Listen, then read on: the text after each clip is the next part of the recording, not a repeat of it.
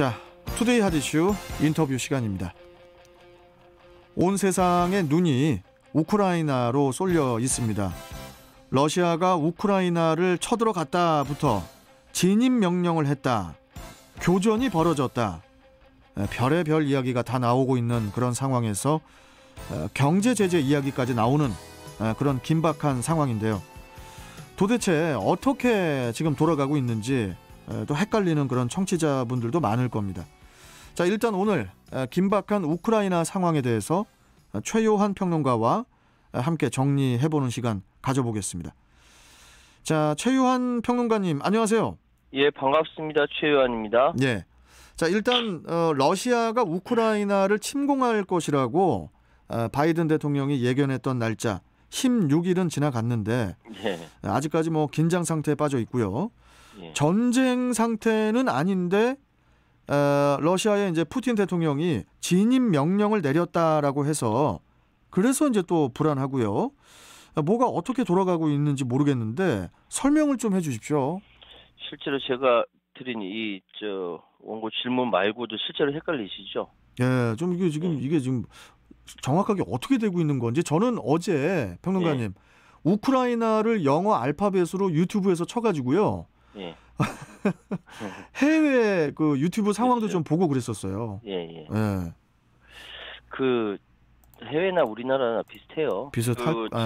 예, 지금 우리나라에서 뉴스가 딱 두 개밖에 없는 것 같아요. 하나는 대선 뉴스, 하나는 우크라이나. 예. 그 정도로 그러니까 우리나라가 그만큼 글로벌화된 거고, 네. 옛날에는 이렇게 연결이 안 돼 있었거든요. 근데 우리나라의 생산 체인이 다 연결돼 있기 때문에 그런 거고요. 헷갈리기는 다 마찬가지입니다. 왜냐하면 전 세계 언론들이 다 편먹고 나눠져 있어서 그래요. 서방 언론, 러시아 언론 이렇게. 일단 현재 상황을 객관적으로 잘 이해하려면 이전에 있었던 사실 크림반도 합병, 유로마이단, 오렌지 혁명 등에 대해 이해하고 지금의 돈바스 전쟁까지 이해해야 합니다. 맞습니다. 예. 간략하게 요약하면요. 빅토르 야누코비치 전 우크라이나 대통령의 친러 정책에 반대한 시위대가 정부의 강경 진압에도 불구하고 반정부 시위를 계속해서 결국은 야누코비치 정권을 몰아내고 새로운 친서방 과도 정권을 수립했습니다. 이게 유로마이단이에요. 유로마이단. 예.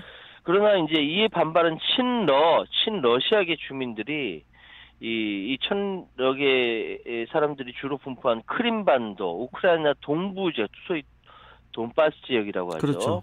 이 새로운 과도 정부에 반대하는 시위를 벌였고 그 와중에 러시아군이 정광석화로 크림반도에 개입해서 주민 투표 끝에 무조건 가져간 거예요. 주민 투표까지 했어요. 우크라이나에서 독립하려고 하여 러시아 합병됐고 이게 크림반도의 러시아 합병입니다. 주민 투표가 있었군요. 이때 주민 투표가 99%, 98% 찬성이 나왔어요. 왜냐하면 크림반도에 살고 있었던 사람들 다 러시아 사람들이었거든요.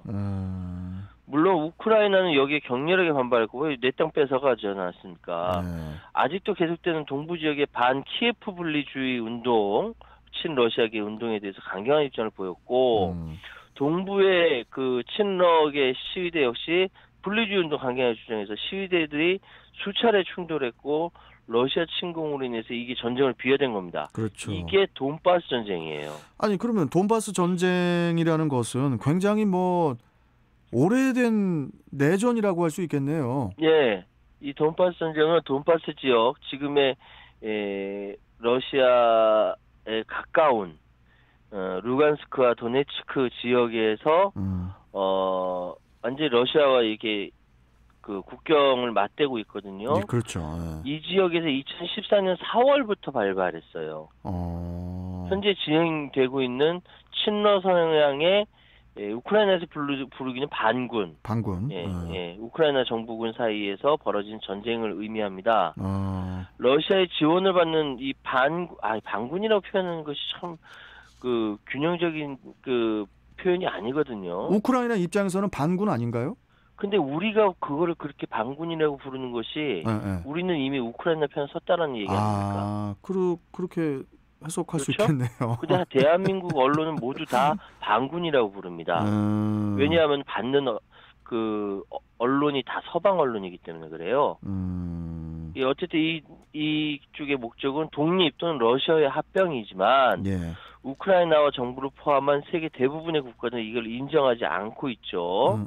이 전쟁 우크라이나 공식 언론 보도에서는 주로 ATO 이 뭐 언어가 있는데 그거 제가 잘 모르겠어요. 그거 이슬람 ATO 대테러리스트 작전이라고 부릅니다. 우크라이나나 이쪽 그 반군들을 정식 국가의 군대로 인정하지 않겠다는 것, 그리고 동시에 테러리스트로서만 취급하겠다는 겁니다.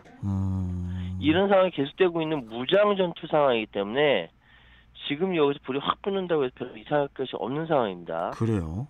이런 긴장 상황이 계속되면 서로 간에 불신이 쌓였기 때문에 휴전이란 말이 나오고 러시아군이 철수한다 해서 서로 못 믿는 거예요. 18일 날 1,500건, 19일 날 2,000건 되는 여기 민스크 협정으로 인해서 서로 이게 휴전 협정이 되는데 그게 깨졌다. 몇 건이 깨졌냐? 18일 날 1,500건, 19일 날 2,000건. 그만큼 서로 교전을 하고 있다라는 거예요. 아니 그러면은 2014년 그 4월 이래 지속적으로 계속 내전이 일어났다면 예. 지금 뭐 새롭게 긴장 관계가 형성이 되느니 뭐 러시아가 침공하느니 뭐 이런 이야기가 조금 이상하기도 하네요, 좀. 이상하죠. 예, 이상합니다만 이것이 전쟁이고 러시아와 계속적으로 긴장 관계가 있다라고 생각하는 사람들은 계속 이거 확산시켜야 되는 부분이기 때문에 언론에서도 그렇게 표현하는 겁니다. 우크라이나 동부 돈바스 지역의 친러시아 분리주의 세력이 이미 2014년 러시아가 주민투표 결과를 근거로 거기 사람들이 러시아가 이거 투표 조작을 한 건 아닌데 실제로 이 지역에서는 다 이렇게 러시아 쪽 사람들이 살고 있기 때문에 그쪽 가고 싶어 하거든요. 우크라이나에 속했던 크림반도를 병합하자 자신들도 독립하겠다고 해서 자칭 도네츠크 인민공화국 DPR과 루간스크 인민공화국 LPR 수립을 선포하고 무장 독립 투쟁을 벌이고 있는 겁니다. 우크라이나는 물론 러시아까지 포함해서 지구상에 아무도 이거 DPR과 LPR을 국가로 인정하지 않았었죠. 그런 상황에서 러시아가 이번에 이제 이 두 곳을 도네츠크 인민공화국하고 루간스크 인민공화국을 정식 국가로 인정을 했다는 거네요. 그러니까. 예, 현지 시간으로 22일 러시아 푸틴 대통령은 러시아 의회 상원으로부터 해외 파병 승인을 받았다고 타스 통신 보도가 떴습니다. 예. 타스 통신은 또 친러시아계 그 통신사예요. 러시아의 발렌티나 마트비엔코 상원 의장이 상원이 회의를 통해 푸틴 대통령이 요청한 러시아 영토 바깥의 군대 사용을 승인했다는 거예요. 참석 의원 153명 전원 찬성을 압도적인 파병 승인을 받았는데 이 파병안 승인 받기 전에 현지 시간으로 21일 푸틴 대통령 우크라이나의 친러 분리주의자들이 선포한 도네츠크 인민공화국 DPR과 루간스크 인민공화국 LPR의 독립을 승인했습니다. 그렇죠.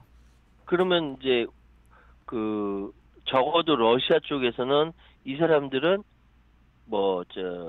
테러리스트나 이게 아니라 국가가 되는 거예요. 그러죠. 러시아 쪽 입장에서는 이렇게 이 두 나라가 생겼는데 이것이 바로 돈바스 지역이에요.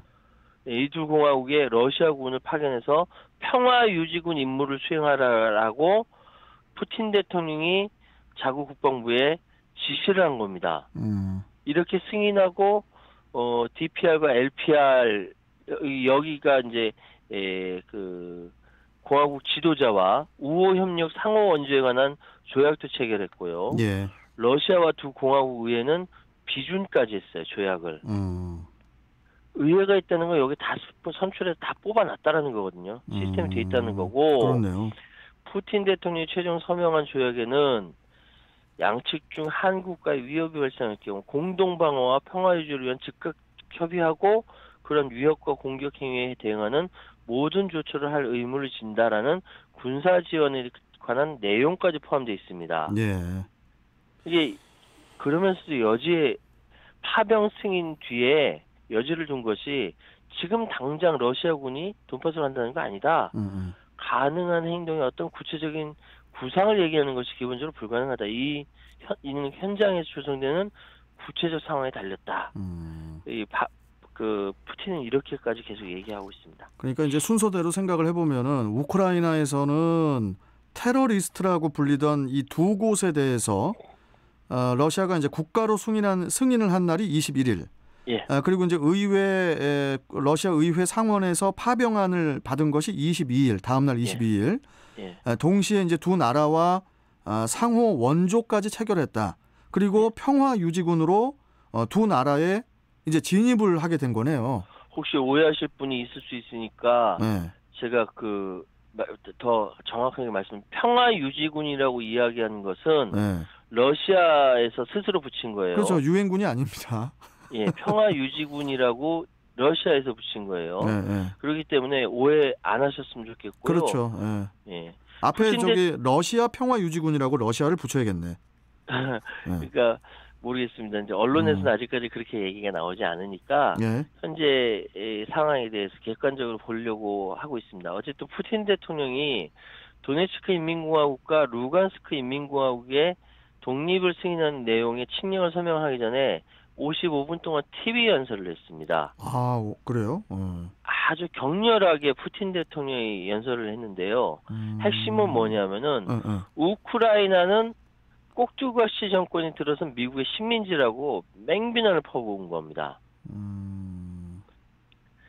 미국의 식민지가 러시아의 코앞에, 목 앞에 칼을 들고 딱 서 있는 형국으로 러시아 푸틴 대통령이 느끼고 있는 거예요.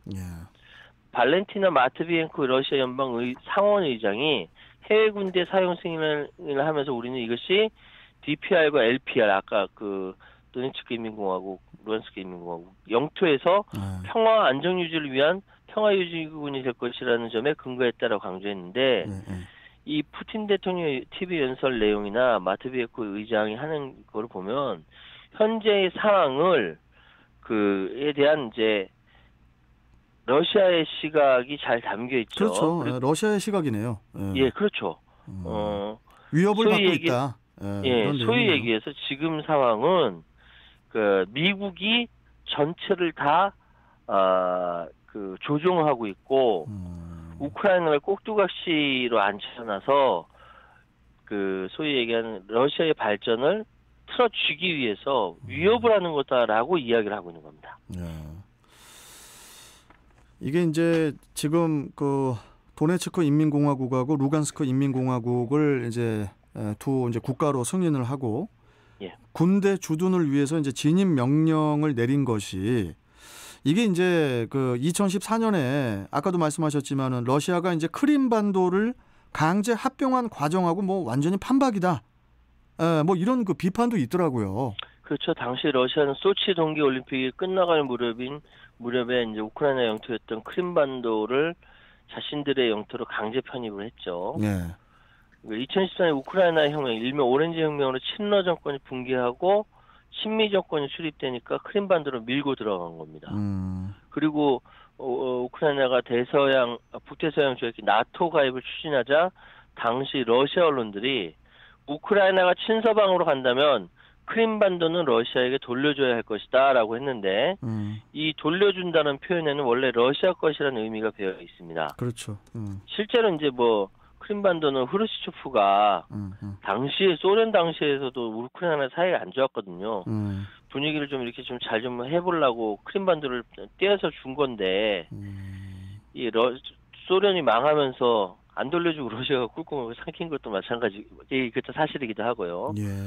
그해 3월 초 러시아에는 우크라이나 크림반도에 무장병이 2,000명이 투입이 됐고 당시 버락 오바마 대통령인 존 케리 국무장관이 다 안 돼. 러시아 그러면 안 돼. 뭐 G8 국가에서 제외할 거야 막 하지만 그냥 밀고 들어갔어요. 푸틴이 그냥 쫙 밀고 들어갔는데 그때 주민투표를 해서 96.7% 찬성으로 러시아 합병 승인을 이제 그 당시에 있는 크림반도 자치공화국이 러시아에 오히려 이제 합병 승인을 요구했고 근데 미국도 EU도 아무 역할도 못했어요.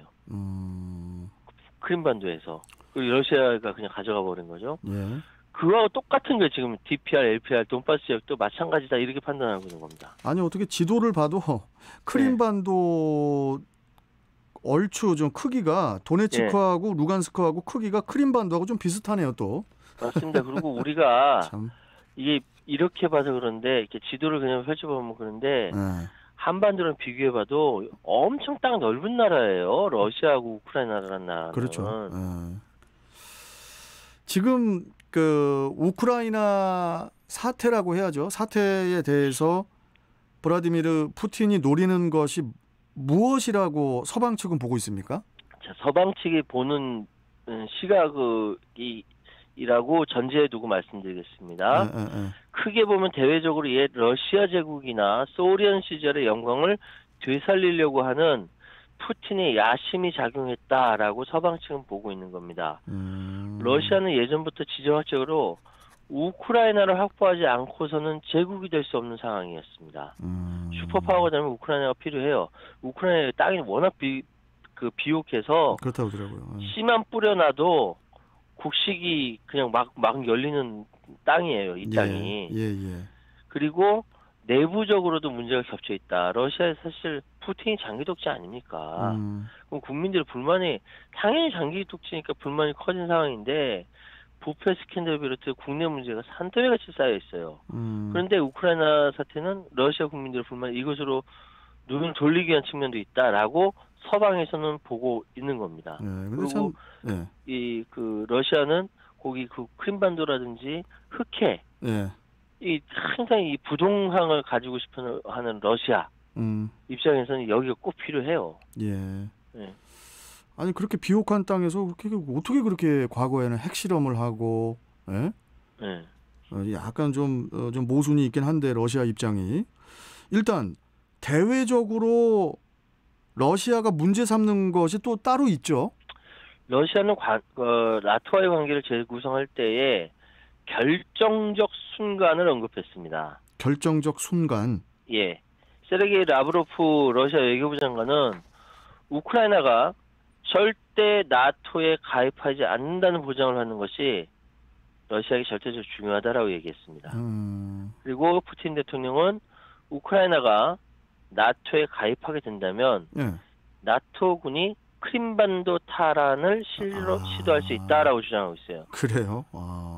러시아는 나토 국가들이 무기를 공급하면서 우크라이나를 지원하고 있다고 비난하면서 미국이 러시아의 발전을 저지하기 위해 긴장을 고조시키고 있다고 비판하고 있는 겁니다. 나토의 전력이 더 이상 동진하면 안 되고 동유럽 내 나토 군사활동을 중단을 요구하면서 폴란드, 발트 3국인 에스토니아, 라트비아, 리투아니아에서 나토 전투부대 철수, 폴란드와 로마니아의 나토 미사일 방어 시스템 기지에 미사일을 배치하지 말라고 얘기하고 있어요. 옛날에 60년대 쿠바 사태 기억하십니까? 쿠바, 쿠바의 소련의 미사일, 그렇죠. 소위 이것이 미국의 턱 밑에 있는 거지 않습니까? 그렇죠. 이것 때문에 위기가 있었고 그때 그 케네디 미국 대통령이 이걸 현명하게 해결했다 해서 칭송이 자자한데 이게 거꾸로 된 거예요. 지금 상황은. 그렇죠. 소위 얘기해서 러시아의 턱 밑에 이 우크라이나라는 나라에 나토가 가입하게 되면은 이 뭐 이게 소위 얘기해서 러시아가 위협을 느끼는 거죠, 계속. 그러니까 그때 크림반도에 뭐 미사일 들어오고 막 이렇게 된다라고 이제 이거는 푸틴의 뇌피셜이겠지만 이 결코 그냥 흘러들어서는 어려운 얘기다 이렇게 말씀드리겠습니다. 지금 여하튼 이건 계속 화약고 같은 지역이라는 그런 생각이 들어서 불안했는데 지금의 이런 간헐적 충돌이 또 이제 전면전이 될 수 있어서 더 불안한 상황이고요. 과연 어떻게 외교적으로 해법이 가능할까요? 이 출구가 쉽지가 않습니다. 그래요? 왜냐하면 지금까지 돈바스 지역에서 2014년부터 지금까지 서로 간의 간헐적 충돌로 죽은 사람이 15,000명이 넘거든요. 일단 서방 강대국들 푸틴 대통령에게 전쟁으로 인한 인명피해와 서방의 경제적 제재, 외교적 후폭이 워낙 막대해서 러시아가 전쟁으로 어떤 군사적 이득을 취하건 결국 최악의 상황이 펼쳐질 것이다라고 설득하는 것이 유일하다라고 이야기를 합니다. 서방 국가들은 이제 푸틴을 북대서양 나토의 도발에 군사 대응을 꺼리는 평화로운 주인공으로 푸틴을 치켜 세워주면서 또 푸틴의 외교적 승리를 인정해 줘야만 한다라는 것인데 예. 이 시나리오 어려움은 상황이 그렇게 전개되면 러시아 내부에서 푸틴 실패론 주장도 그만큼 쉽다는 거죠. 푸틴이 행동을 잘못해가지고 서방 세계를 저렇게 단결시키고 나토 동맹국이 러시아 국경에 배치되고 스웨덴과 핀란드가 나토 가입을 고려하게 만들었다. 이거 푸틴의 실패다라고 러시아 내부에서 이렇게 얘기 나오면 푸틴은 뿔날 대로 또 뿔나지 않겠습니까? 되게 뭐 해결법이 없어 보이기도 한데 뭐 또 다른 선택지 같은 건 없습니까? 민스크 협정이라고 있는데요. 민스크요? 이거는 사실 이제 그 벨라루스 수도 민스크에서 하도 이 지역이 시끄러우니까 2014년과 15년에 이해관계자들 다 참여해서 사인했어요. 그게 민스크 협정이에요. 근데 금방 깨졌어요. 왜냐하면은 이해관계자들 다 참여하다 보니까 조항이 길어지지 않습니까? 그럼 그 조항에 대해서 자기 중심적으로 해석을 하거든요. 근데 서방 정치인이 민스크 협정 부활이 이 위기 해결책이라고 이야기를 하고 있습니다. 근데 민스크 협정으로 가게 되면 어떻게 되냐면 우크라이나가 계속 지금까지 테러리스트라고 규정했었던 이 도네츠크와 루간스크에서 참여를 하게 되거든요. 그러면서 우크라이나의 나토 가입에 반대표를 던지게 될 거란 말이죠. 그러겠죠. 이건 우크라이나에서는 받아들일 수 없는 조건이에요. 그러면 우크라이나가 핀란드처럼 중립국이 되는 것이라든지 중립국이 되는 것이라든지 이것이 불가능하다는 것이고 현재의 교차 상태를 유지하는 거 마치 한반도가 남북으로 분단이 돼서 휴전선이 있는 것처럼 교차 상태를 유지한다. 우리나라는 지금 교차 상태가 유지되고 있는 거예요, 지금. 이런 얘기가 나오지만 현실성이 없는 제안이거든요. 그래서 예측하기 어렵지만 상당히 이 갈등이 계속 지속될 것 같아요. 전쟁도 아니고 전쟁이 아닌 것도 아닌 이런 불안한 상황이 계속된다. 올해 국제 경제에 쉽지 않을 것 같은데요. 일단 뭐 유럽 연합 EU하고 이제 영국, 독일 이런 그 유럽 주요 국가들이 현지 시간 22일에 러시아를 상대로 한 그 제재를 일제히 또 이제 발표를 했어요. 독일, 영국, 유럽연합 회원국 외무장관들 뭐 서로 이렇게 결사적으로 러시아를 제재한다라고 발표했고 특히 독일이 제일 손해가 많을 것 같아요. 그래서 뭐 가스 관계도 있고.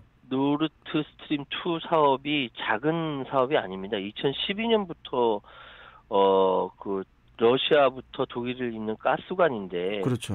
이 1230km의 파이프라인이에요. 이거에서 러시아 천연가스니 원유니 다 받아들이는 그러니까 그 천연가스 받아들이는 파이프라인인데 이거를 안 한다? 이거는 대러시아 제재의 핵심이었습니다. 그렇죠. 독일이 이게 사업 중단 결정 내렸고요. 예. 영국도 뭐 러시아 은행 5곳, 재벌 3명 제재한다. 유럽연합도 뭐 하여튼 이 경제적 제재한다. 하여튼 지금 상황이 굉장히 쉽지 않은 상황입니다. 한 가지 더 제가 말씀드리자면은 여기에 대해서 중국의 입장이 조금 맞다. 중국 입장은 어때요? 이게 뭐냐면은 중국은 대만의 분리주의 독립을 반대해 왔잖아요. 그렇죠. 그렇죠. 근데 미국에 대항하기 위해 맺은 중국과 러시아의 준동맹이라는 것도 있어요. 그렇죠. 대만 통일을 위한 명분 사이에 딜레마에 빠졌어요. 그렇게 했지 않습니까? 미국에서는 아니 당신들은 그 대만과 같이 이렇게 통일한다고 분리주의 독립을 반대하는데 지금 우크라이나에서는 분리주의 독립을 반대해야 되는 거 아니야? 라고 얘기할 거 아니에요. 미국이 중국에 대해서. 그 입장 애매하거든요. 입장 애매하거든요. 왕이가 뭐라고 얘기했냐? 왕이 부장이 뭐라고 그랬냐면 일단 기본적으로 각 나라의 주권이 있고 다 하니까 이게 지켜줘야 되는데 12국직에 따라 각직과 접촉하겠다고 얘기했어요. 그러니까 이게 어디가 잘못되고 어디가 잘된 것인지에 대해서 각각의 입장이 있기 때문에 네, 같이 접촉하면서 하겠다면서 애써 중립적 모양새를 갖췄다라고 이제 이야기를 합니다. 그래서 이제 중국도 이제 중국 입장에서의 이제 그런 발표겠죠. 그렇죠. 맞습니다. 그러니까 외교 문제라는 것이 이게 정의가 없는 것 같아요. 정의는 있죠. 우리를 위해서 교통 정리를 하는 거죠. 얘기하면 세계 정의는 참 진짜 정말 복잡하고 쉽지 않아 보이는 그런 상황인데 그래도 그렇죠. 어떻게든 전쟁만은 반드시 막으면서 좀 시간이 좀 걸리더라도 평화적인 해법을 좀 꼭 좀 찾아내기를 바랍니다. 예. 자, 오늘 말씀 여기까지 듣고 또 다음 시간에 뵙죠. 고맙습니다, 평론가님. 감사합니다. 네, 자 최요한 시사평론가였습니다. TVN